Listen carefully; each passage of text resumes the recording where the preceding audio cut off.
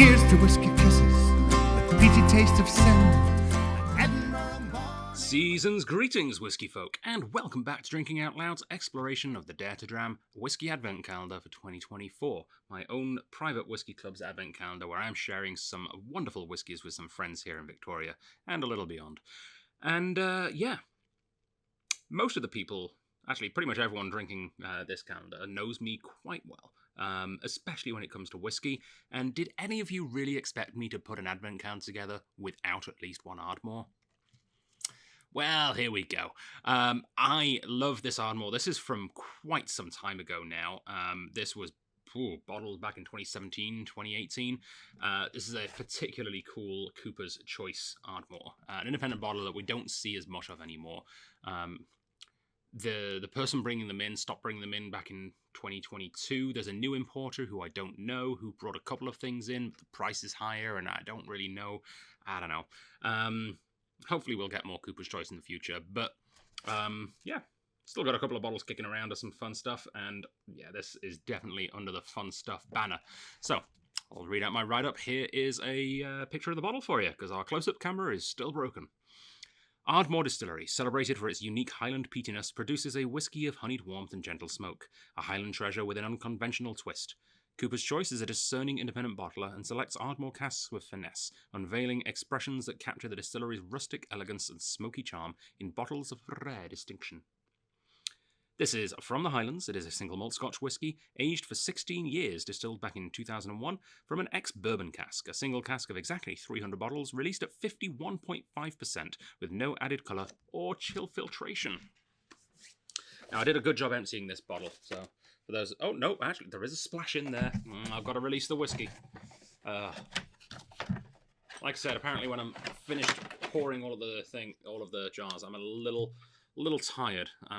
I found a few with just a little splash in there, and I don't want to leave it. No whiskey left behind. Yeah. I really like the labels on Cooper's Choice, I have to admit. I'm not a fan of the boxes, although I get they're, really easy for the distillery because they don't have that use the same box for everything, right? It's just a window to the bottle. But I really like the way the bottles look. I really do. Right down to the branding on the caps there and the wooden thing. Yeah. Big fan of the Cooper's Choice look. All right, day 11. Oh.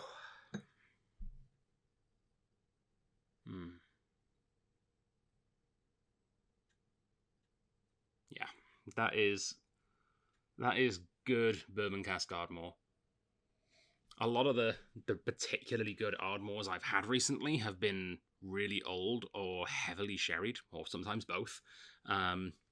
Sometimes I like to step back to a bourbon cask. I think this is just a different side of Ardmore. I think Ardmore is one of those rare distilleries that works really well with little and lots of cask influence. It's strong enough to hold up to it, but it's unique enough to not need it, And I learned recently that Andrew Ferguson over at Kensington Wine Market isn't really a big fan of Ardmore. It kind of, I don't want to say offended me, but hurt me a little. Nah, it's fine. It's and it's not necessarily for everyone, but it is absolutely one of my all-time favorite distilleries. I find it really endearing in its sort of rustic, not dirtiness, but not clean either, It's not... Yeah. I don't know. It's lived in.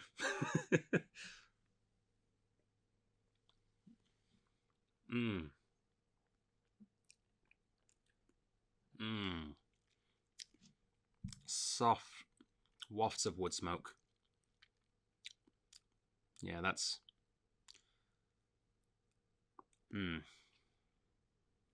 That's a treat.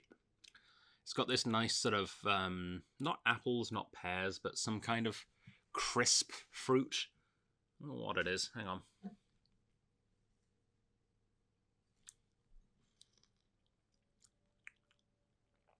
Oh, I know exactly what it is.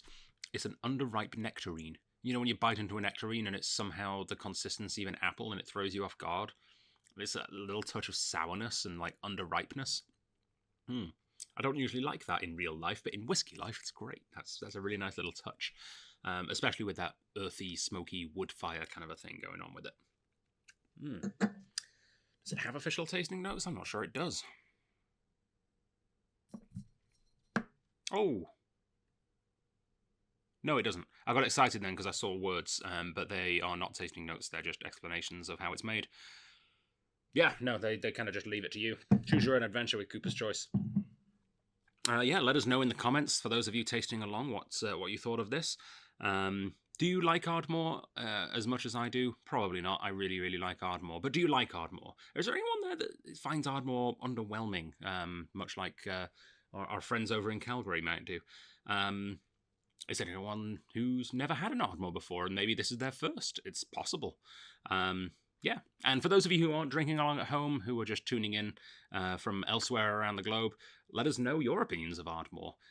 If you've only ever had the official bottlings of Ardmore, I feel sorry for you, because they are not that distillery's best showing. Despite being the official showing, they're a bit rubbish. I really like independently bottled Ardmore way, way more. Do yourself a favour, search one down. All right. Thanks for tuning in. I'll see you on day 12. Slancher. Find your way home.